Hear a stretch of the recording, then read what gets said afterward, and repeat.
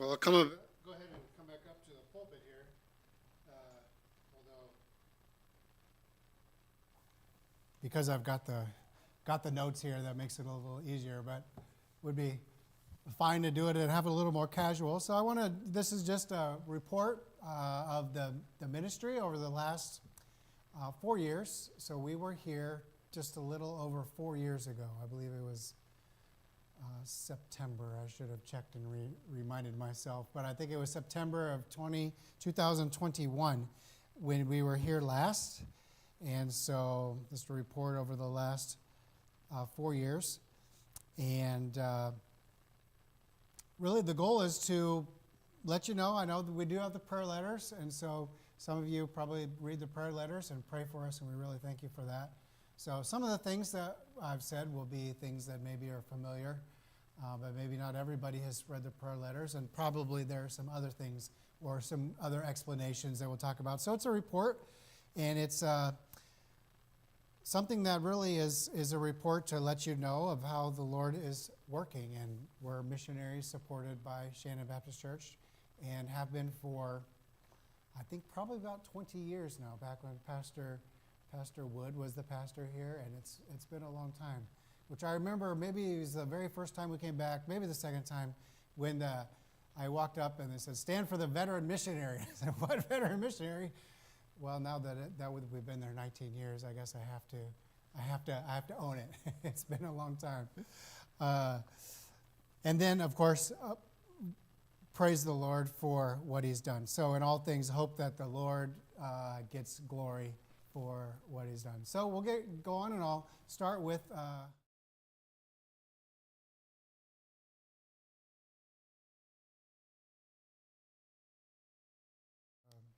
It's not. There we go. All right, so I'll begin with just introduction of the family. So here's our family, and there's the two, Ben and Caitlin, who are with us today. But we have three others. So Elaine is the oldest. She's the one on the right. And she is right now in Detroit. And tomorrow, Lord willing, we will drive over to Detroit, since we're so close. And we're going to see her. And she's finishing up student teaching there. She's been a student at Faith Baptist Bible College in Iowa for the last 3.5 years. And this upcoming week, Lord willing, will be the final requirements that she has as she finishes up her student teaching. And then she's engaged to a guy who's a student at Detroit Baptist Theological Seminary there. And they will be married, Lord willing, on December 20th. So we have that coming up. So 3 weeks from today should all be over. So that's what's going on for us. And then we have David and Autumn, the next two, and they are both students at Bob Jones University. So we're very thankful for how the Lord has provided and is helping them. When we went back to Thailand almost 4 years ago now, in January of 2022, we all went back. The whole family went back. But when we go back this time, it's just going to be the four of us. So that's going to be quite a different thing and a change for us. But we're thankful for how the Lord is leading each of the kids. And so we are missionaries in Thailand, as you know. And here's a map of Thailand in case not everybody has in their mind's eye exactly where Thailand is. It's right in the middle of Southeast Asia, south of China, and then surrounded by Cambodia, Laos, Myanmar, and Malaysia to the south. And Thailand is a place of, it's got about 65 million people. And it's got a really interesting culture. It's got great food. If you've never had Thai food, I would recommend going to a Thai restaurant and trying some Thai food. We really enjoy it. It's actually a big tourist place. If maybe not as much for Americans because it's so far away, but for Europeans, Australians, Japanese, Koreans, Chinese, it's just a really big tourist place. And there's good reason, because it's an interesting place. It's got a lot of natural beauty. Here's a picture of the north. It's got the kind of pretty lush mountains and the rice fields. Another picture from the north of Thailand that we took on one of our visits. And then in the south of Thailand, it's just well-known, famous for its beaches. And so here's a picture of the poor missionary children suffering in their location. Now, in all seriousness, last Sunday, a lady came up and said something to the effect that, I think missionaries, thank you for being missionaries. I think missionaries have the hardest job in the world. Well, I thanked her. I don't really feel that way. And as I think about us as missionaries, at least as far as a location, physically where we live, I kind of feel we're very spoiled. It's true. I do hear other missionaries and missionary friends we have who are in some places that are really, really difficult as far as living conditions. But for us, we really do enjoy our life in Thailand, and so it's very nice. But we actually don't live right there near the beach. You may be surprised. This is where we live. It's not actually from our apartment or anything like that. We live in a house. But here's just a scan. This was from a hospital. I walked out, and there was this window overlooking the city and took this little scan video. This is the city of Bangkok. It's a city of about 12 million people. And as you can see, it's just very dense and very crowded. There's a mix of development. Basically anything that you would expect to find in a developed place is in Bangkok. But there's also a lot of poverty and just really crowded conditions. So these are all pictures that I took when we go out pretty much once a week, and we go out and pass out brochures. And sometimes it's, wider streets with bigger house, but sometimes you go in and it's just these little sidewalks, and you just got to walk in the narrow sidewalk, and you can't drive a car in there. You just have to take a motorcycle or walk back into the houses, and it's still really amazing. So it's a real mix of development, of wealth, middle class, but also, quite a bit of real poverty in Bangkok as well, which is that way really in all of Thailand. But came back to this one. I guess it's okay. If you look at the picture, you see these red roofs. Those red roofs, maybe somebody already knows, but those red roofs are all Buddhist temples. So when you talk about Thailand, even if you're not just talking about missions in Thailand, but just talking about Thailand, you really have to talk about Buddhism, because Buddhism and Thailand they just go together. So the main religion in Thailand is Buddhism. Statistically, it's about 94% Buddhist, about 5% Muslim. So if you're doing the math, that adds up to 99%. So it's about 1% Christian. So if you were to go online, you might find anywhere from 1% to 1.5% Christian, but I don't think you probably really ever see more than 1.5% Christian. So the Muslim areas are in the south of Thailand. As you go towards Malaysia, there's several provinces that are just almost completely Muslim. And then in Bangkok, there are little pockets of Muslim. But outside of those areas, nearly everybody you meet is going to be Buddhist. So I'll talk a little bit about Buddhism and the beliefs. I'll put up this picture. It's just a part of life. And you see the temples everywhere, whether for the really ornate ones to the just very more simple ones. Things like karma, reincarnation, are just part of the thinking of Thai people. Buddhism is technically a religion that is atheistic, meaning they don't believe in one supreme God, but they do believe in gods and spirits, and that's not necessarily a part of Buddhism, but it's what the people have adopted in from Hinduism, that they will reverence some of the Hindu gods. So I think my next picture, so on the left there, that's a shrine in front of a mall that's right by our house, and that is a Hindu god. And then on the right there are these spirit houses. You see those all over the places, in houses, in front of houses, and the idea is just that there's spirits and there's gods and ghosts and demons that are just all over the place. So these shrines are for the gods and for the spirits. Hannah was in a museum there not far from our house, and it's designed for tourists who come and they want to, it's about Thai culture. And she found this when they had a segment on their religion, and this is what it said. This is my translation of the Thai. It says, Thai beliefs sometimes look really complicated and sometimes look quite simple and straightforward. That's because the foundation of our beliefs is ghosts. So they have a word called P, and it maybe doesn't mean exactly 100% what we think of when we think of ghosts, but it would just mean spirits. But it certainly could include ghosts. Like everybody there does believe in ghosts. Kids believe in ghosts, even adults believe in ghosts.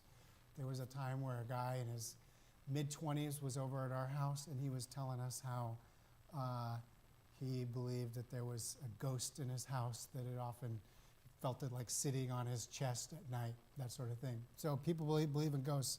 The foundation of our belief is ghosts. Those beliefs are attached easily with Buddhism and Brahmanism until we get the combination that make up Thai beliefs.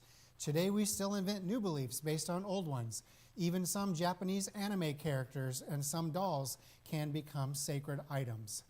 That's what Thai beliefs are all about. See it to believe it. So that's what the sign said. And then it ended with this phrase that they sometimes use: you might not believe it, but don't disparage it.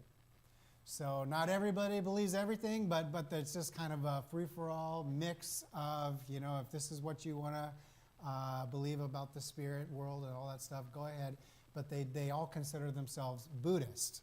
So the things like karma, reincarnation, and it's really a works-based religion that you do good, you get good, you do bad, you get bad, and hopefully in your next life you'll get reincarnated a little bit better than this life. And so that's kind of just the religious mix that we're in. However, having said all that, it's vast majority Muslim, but there is freedom and there is opportunity. Thai people are proud of the fact that they have religious freedom and they're tolerant. There's a phrase that we hear a lot, and it is, all religion is good because it teaches you to be good. So when people ask us, what do you do here? And we say, we're here teaching about Jesus, we're teaching about God, something like that. And that's usually the next thing that they say. Oh, all religion is good, it teaches you to be good. So they mean two things by that. They mean, one is they mean to be nice, and they mean to not be rude to us. So they want to say, oh, that's good, your religion is good. But it's also a way of saying, but we also have our religion. Our religion is good, your religion is good. So they are tolerant, but I wouldn't say they're necessarily open to the Bible and to Christianity. So maybe we'll talk more about that this afternoon. But as I said, there's freedom and there's opportunity. And we've been doing church planting there since 2009. So maybe I'll go to the report part now. And as we begin, I'll talk about our coworkers. And we've been very blessed that we have coworkers. And we've worked with these two families for a long time. The family on the right is the Beckman family, and they're with Baptist Missions. And they were actually in Thailand just a little bit before us. And then after we did our language school in 2009, we were both ready they were ready to do something new, and we were ready to begin. And we teamed together from the very beginning in 2009 for the church that we're at. It's called Bing Clau Baptist Church, is how you pronounce it. And then the other family is the Abiva family. They came probably about 4 years after that, three years after that perhaps. And they're from the Philippines, and they've been with us ever since. So truthfully, both of these families have seriously explored other options throughout the years. And on multiple occasions, the Lord has shut the door. So the Lord has kept us all working together. We're not all three there most of the time because there's furloughs and things that happen. So, for instance, we're not there now, and those two are there. I know when we go back, shortly after we go back, the Abiva family will be leaving for an extended time. But it's really a blessing because each has their own gifts, and we don't take it for granted that we have good relationships with teamwork like that. So regarding the overall report, I want to kind of divide it into three categories. And the first one is the idea of the Lord has allowed us to work with men in the church, and young men in the church in particularly, but not only young men. And that's been an answer to prayer. Here's just a picture of some of the young men in the church sitting around our having dinner at our house. I do know that last time we were back, I made it a point at every church to ask for prayer, and it's been a theme of the prayer letters too, that the Lord would allow us to work with men, because it's been our observation in not just our church, but other churches that we know, that there just have been very few men who have a desire, especially to be in ministry and to take leadership roles in the church, particularly in preaching and teaching and ultimately pastoring. There's just been very many. I think probably last time we were back, I maybe mentioned that the 4 years before that, there had been several Thai pastors who had died that had been from a previous generation, and even this term, there was another Thai pastor who died in a car accident, and there's just not people to replace them. There's not young men ready to replace them. So that's been a matter of prayer. But I thank the Lord that He's given us several young men, and a few who even have a desire for ministry. 1 Timothy 3:1 says, "The saying is trustworthy. If anyone aspires to the office of an overseer, he desires a noble task." King James says bishop, but we understand overseer, bishop, elder, pastor, they all refer to the same thing. And so we do have some who desire to do that.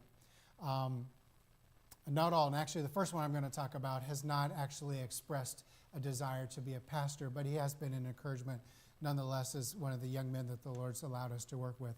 So this is a young man named Jojo. He showed up at the church, I think actually, it was early December of 2023. And he showed up one Sunday, and his story was, he said he was a believer already.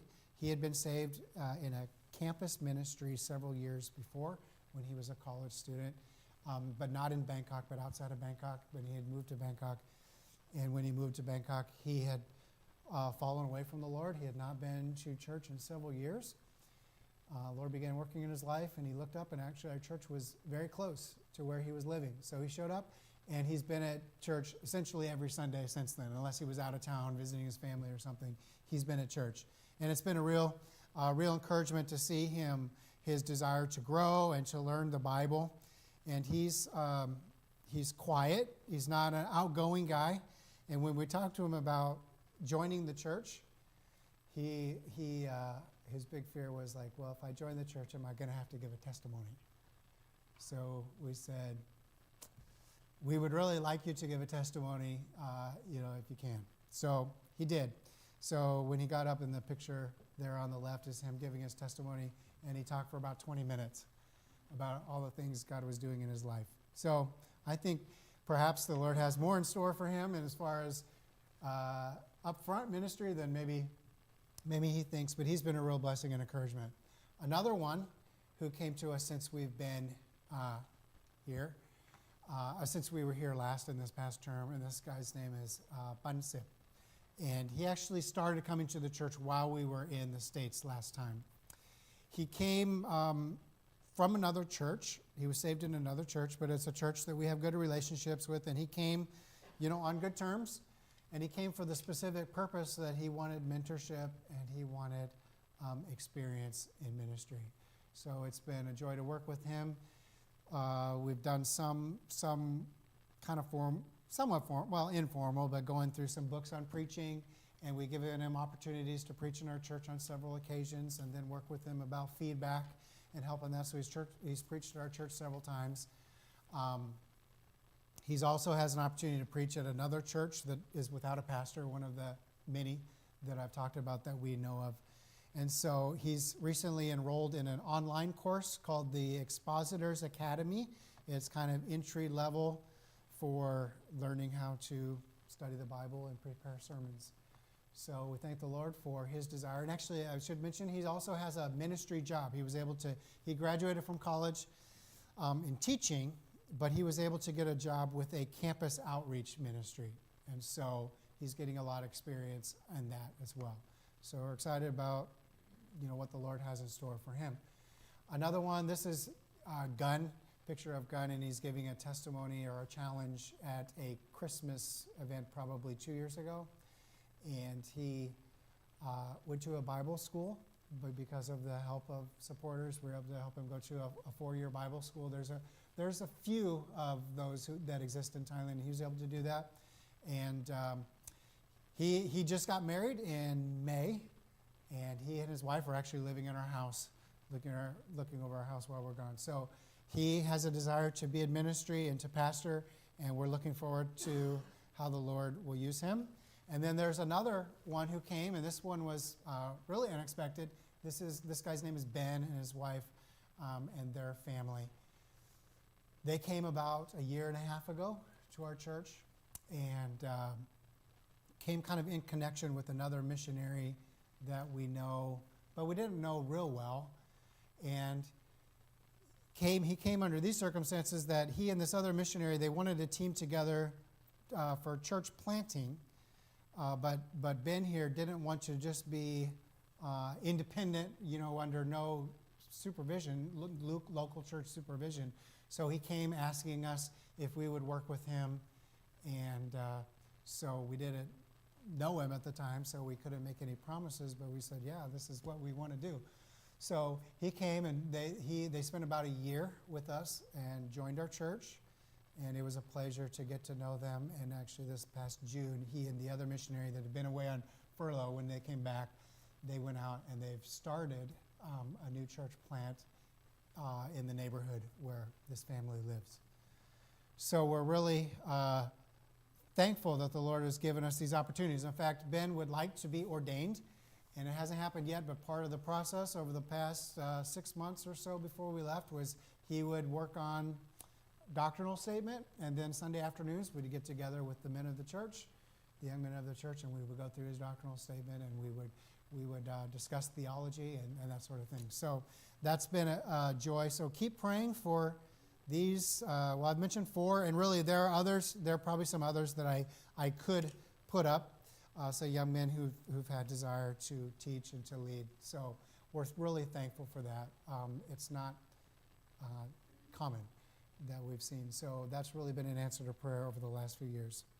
So that's one. And then the next one that I'd like to talk about is conversions, because of course that's what we want to see. We want people see people come to know the Lord and then come into the church. So this one, that's a picture of Bunsip that you probably recognize. And then this young lady here, her name is Rin.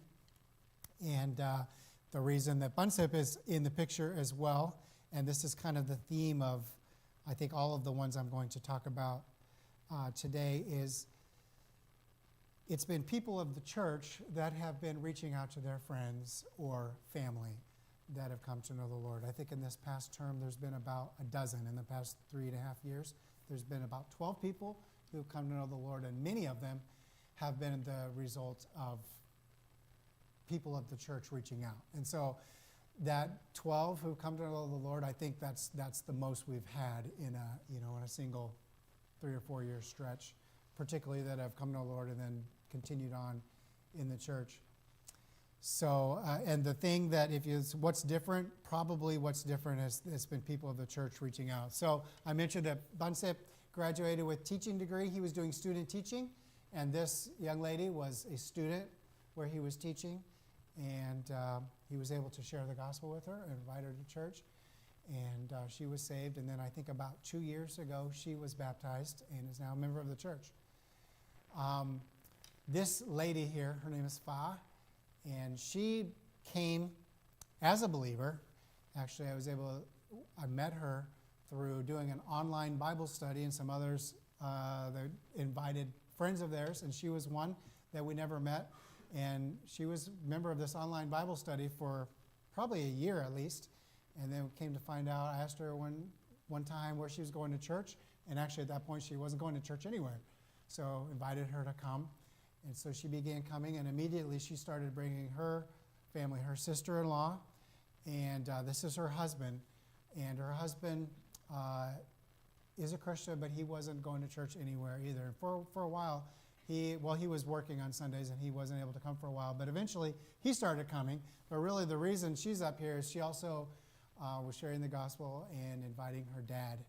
And I didn't have a very good picture of her dad, but in the yellow circle, that's her dad.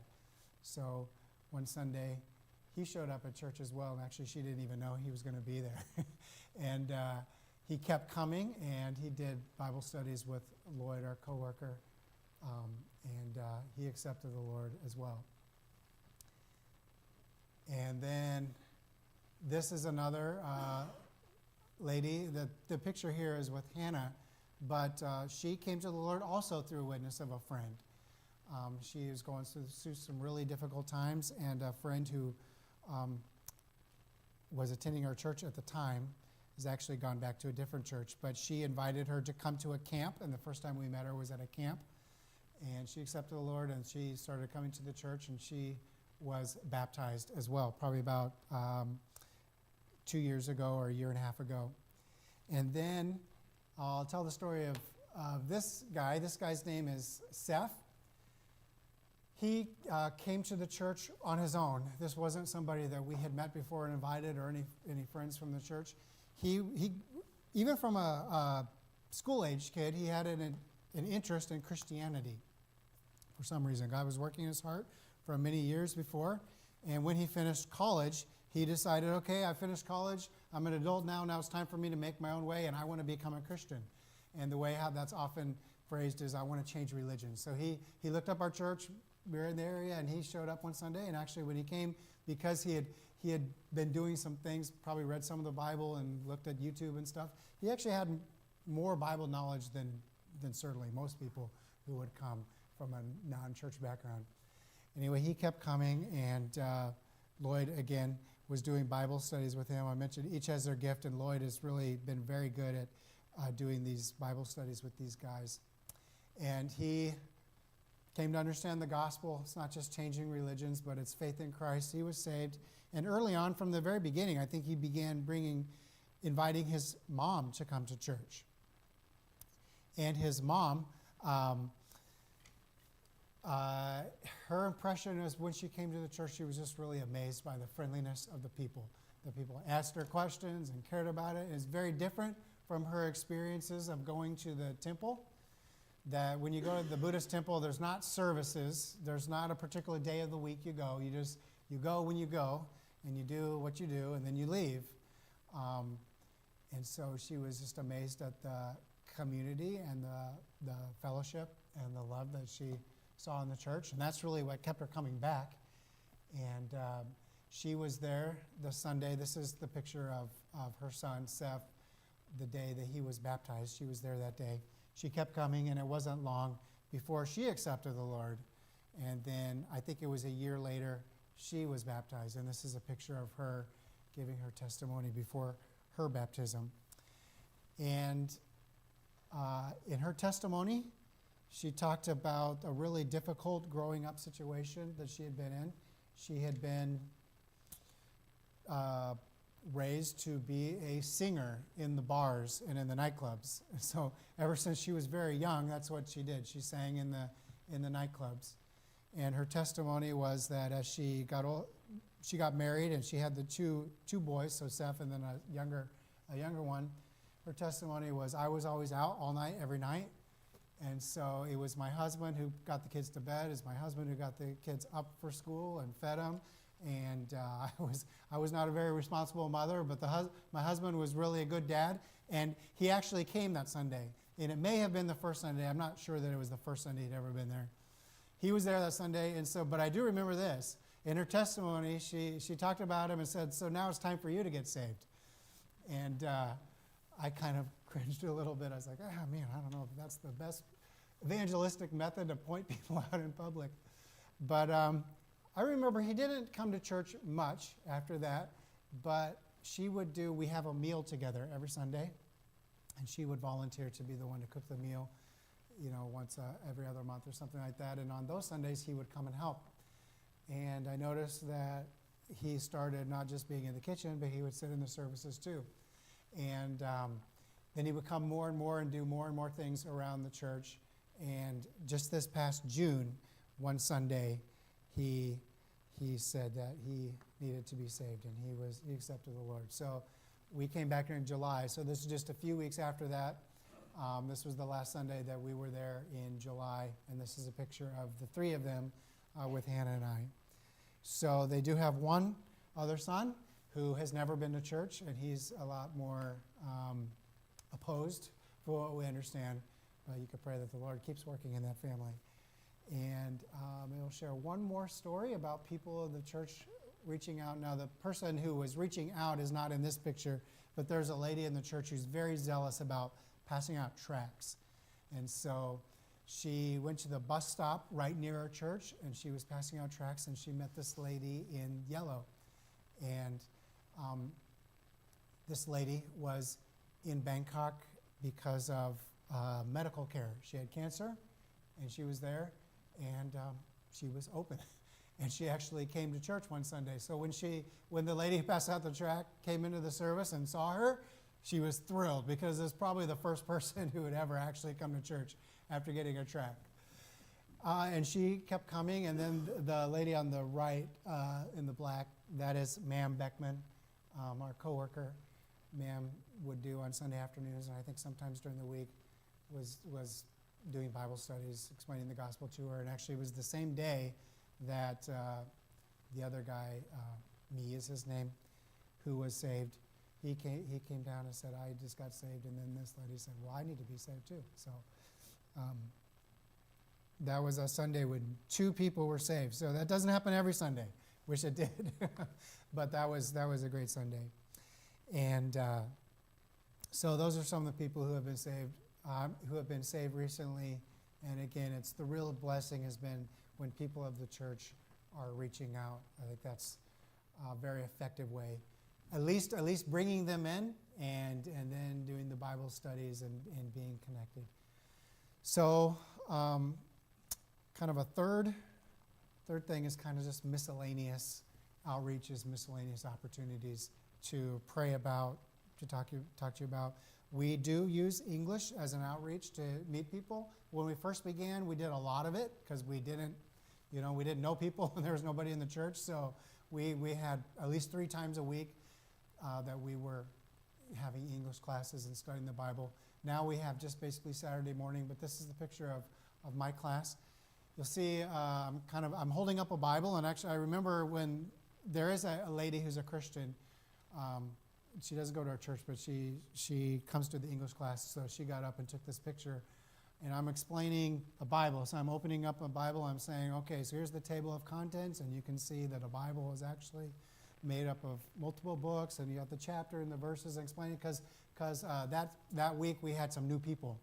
So they don't know anything about the Bible. So it's usually beginning from zero. But in this group, there are several older people in their 60s and even 70s who've been coming for quite a while. And some of them have real curiosity, but pray that it moves from curiosity to really the Spirit working in their life. And as I mentioned, there's been for quite a while, which brings up an observation that we've had and maybe something else you can pray about. Well, it's an observation that maybe I didn't know until I saw it on a documentary. Thailand is one of the countries that you've heard of. There are countries that are in negative population growth. In Asia, there's Japan, there's Singapore, because they just have very few kids. And Thailand is actually one of those countries. Thailand is the first country, though, that's not fully developed before getting to that point. So the future is pretty uncertain when you don't have the financial infrastructure and you have a very aging society. But having heard that, I looked around, and Thailand is actually a very aging society. You see quite a lot of older people. And then as I thought about it, in the past year, out of the dozen who have become believers, actually several have been older people. And the truth is, some of the older people, they don't experience a lot of the family pressures that the younger ones may have. And in that sense, they have a little bit more freedom. So we could pray that the Lord helps us to, and we do have a good number of older people in our church already, but to increase our evangelistic effectiveness with the older people. I'll mention briefly, we have a prison ministry that I know we've mentioned before. And besides the about a dozen people in the church who have been saved over the past year, there have been several in the prison ministry who've also made professions of faith. After COVID, when they opened back up, So it's probably been 2.5 years that we've been able to go back. What they were doing is they were giving us groups of students, and it would be about for 3 months, maybe 4 months, and then they would change it, and then they'd give us a whole brand new group of students. And it seemed like just not much was happening. Nobody really seemed to care. I mean, they would come and they would listen, but nobody really seemed too interested. So what we do, we get in as English teachers, but this is the men's side. So we have 2 rooms like this in the men's side, and usually it'll start out with about 30 in each group. So one of the groups is just study Christianity. That's what it's called. So for 2 hours, they'll have 1 hour, and then another hour we'll switch teachers. And so one will probably like go through the Bible sort of thing, and then the other hour will probably be focusing in on one of the Gospels and just studying one of the Gospels. And then the other class is English class, but for 1 hour it would be Bible, and then the other hour it's English. So we get in there technically as English teachers, but they let us do whatever we want. So basically, three-fourths of the time is teaching the Bible. So we have a lot of time with them, but even after several months, it seemed like little interest. But in the past year, they ended up allowing the groups to stay for like 6 months. And what I noticed on both occasions was when we got to like month 5 and month 6, then people really started to seem to finally get it, and there was some sincere interest, and in both times we had some professions of faith. In fact, this last one that we wrapped up in June, I think there were 2 who said that they were saved, and there were multiple other ones that we know really had some time. So sometimes we'll have a chance. We go in as a group, and one of the people, maybe not teaching in an hour, will have a chance to talk to people individually, and several of the men had real desire to know more. And I brought in a little booklet, but I didn't have enough to give to everybody. And the last day, I was like, okay, if anybody wants to, you really want to know more about it, I'll put these on the desk. And immediately, as they left, all the booklets were gone. So we praise the Lord for that, and pray that the Lord would keep working in their lives. And then, final thing, this is really not specific, but just bring up all of Hannah's ministries. Hannah does a lot. She does the homeschooling, of course, but other than that, she's really active with the ladies in the church. Here are pictures of visiting, and the lady in the purple, the one where they're sitting on the ground, that was Art, the lady who was baptized after her son and then her husband. And she's in there. She's invited Hannah over to do a Bible study with her mother and her mother-in-law. And then the other lady that's there is the lady from the church who likes to pass out tracts. And these are just some of the other people. Hannah's done a lot of hospital visit, not necessarily visiting people in hospital, but taking some of our church people to hospital visits. So she's learning the system. And there's this one really, really big hospital by our house, and she's usually about the only foreigner there out of thousands of people going through multiple building complexes. It's a little bit humorous, actually. But she's done a lot of that with the people of the church. And of course, teaching ladies Bible study once a week and having people in the house. So I think this is a picture of a year ago, a little over a year ago now, we had a 10-year anniversary of the official organization of the church, and this is the group that was there that day. So over the past year or so, there were times, it was pretty regularly, we would have 50, sometimes more than 50 people in the services, and that was a real blessing. Now the one family that I mentioned that went out to start the other church, they left, and sometimes the other missionary, they didn't attend every week, but they were often there. I'm not sure if they were there that Sunday. But anyway, they left. So when they left, it was about 10 people. About 10 people left. So, the numbers went down, but it was for a good cause. So now it just gives more room. I mean, when we were at 50, 60 people, we were really maxing out our meeting room. So now we have room to fill it up again. And maybe next time we're back, we're going to be able to report that we've had to find a new meeting room. That would be great. So I don't know if you want to take time, or should we wrap it up, or have questions in the afternoon, or okay. So could open up to some questions.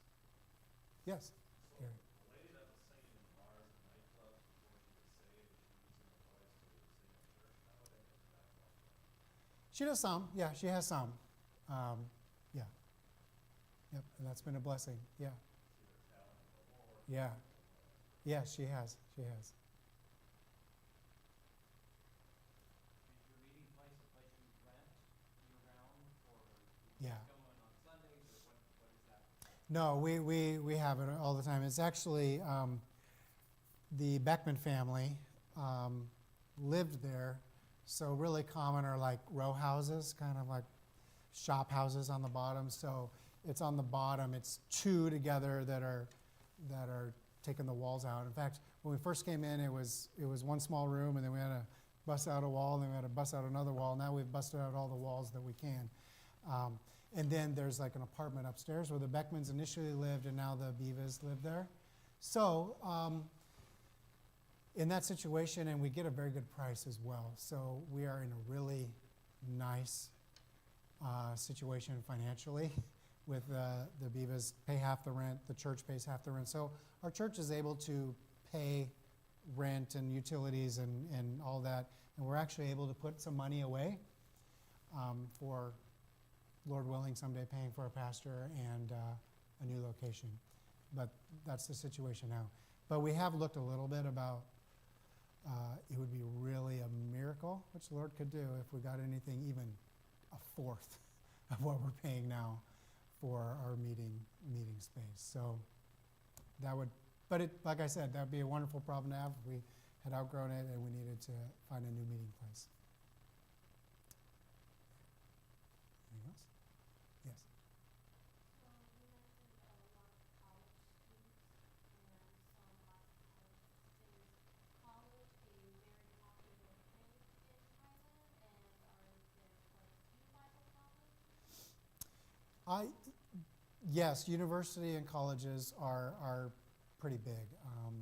Many young people go to college. Bible colleges really are not. I mentioned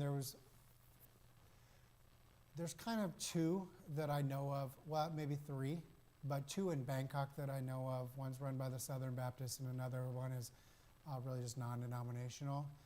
That would be like a full-time where students can go and live there, and there's a dorm, and they may have like 60 kids, young people who live there. So that's about it. I've worked, and maybe we'll talk about more this afternoon, because I think that's maybe one of the things. I've helped with some other missionaries who have more like a Bible Institute. It's much smaller and more not really so formal. So in that sense, there's not a lot really as far as Bible college, but there's a little bit.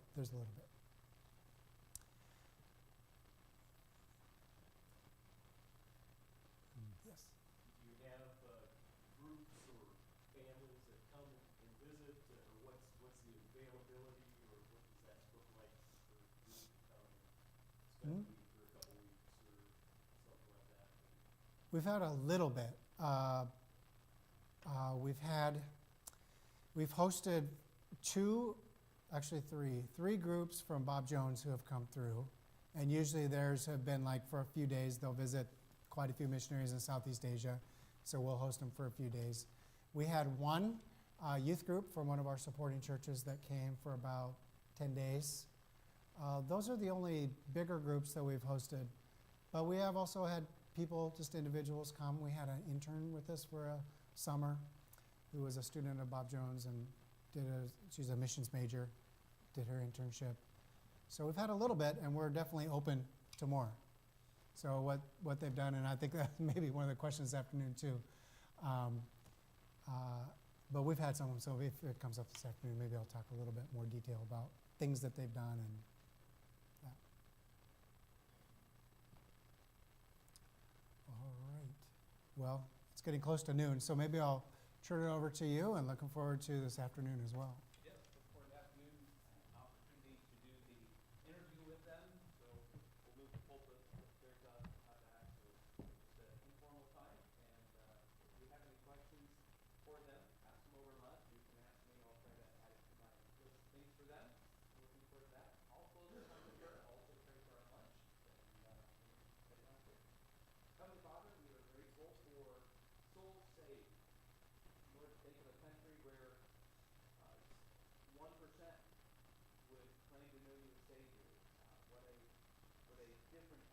atmosphere that is. And yet you are rescuing people. And Lord, I love the testimonies of those who are just reaching out to friends and just building those relationships and bringing them to church and doing Bible studies and watching you save souls. We rejoice in that. Lord, we thank you now for this time to eat together. We ask your blessing on that. Thank you for those who prepared the food. Lord, we look forward to hearing this afternoon more details